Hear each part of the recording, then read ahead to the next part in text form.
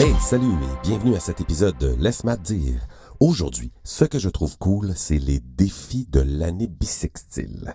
La Terre prend un peu plus de 365 jours pour faire un tour complet du Soleil. On appelle ça l'année solaire. Ça a causé bien des maux de tête à nos ancêtres qui utilisaient les phases de la Lune pour identifier les mois. Comme elle prend environ 29 jours et demi pour faire le tour de la Terre, ça faisait donc des années d'environ 354 jours qui dérivaient assez vite des saisons de l'année solaire. Il y a environ 5000 ans, les Sumériens ont arrondi le mois lunaire à 30 jours.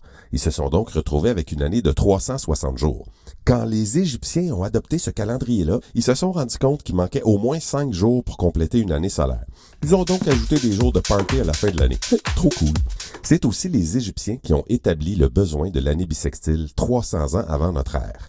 Quand Jules César fréquentait le fameux nez de la belle Cléopâtre, Rome utilisait encore le calendrier lunaire de 354 jours.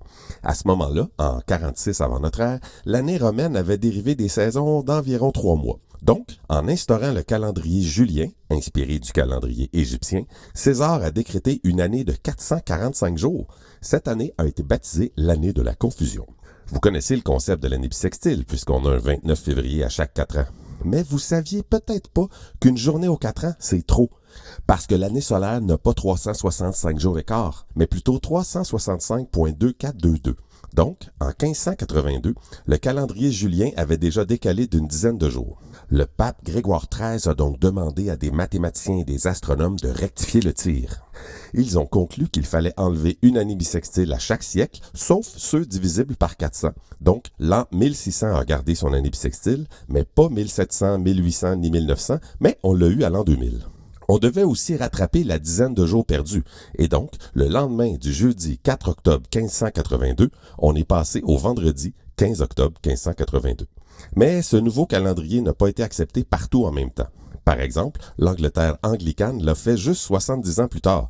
Donc, quand Isaac Newton est né le 25 décembre 1642, c'était sous l'utilisation du calendrier julien. Donc, il serait né le 4 janvier 1643 selon le calendrier grégorien. On a souvent tenté de réformer le calendrier grégorien, principalement pour lui enlever sa nature religieuse, mais aussi pour le simplifier.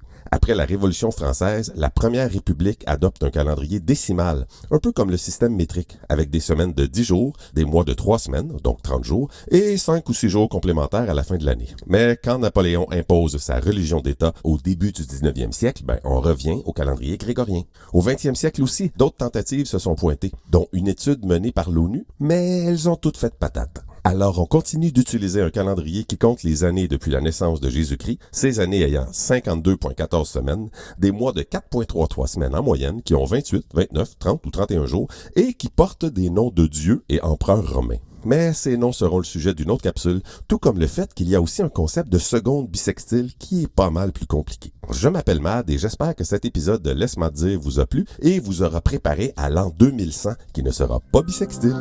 À la prochaine!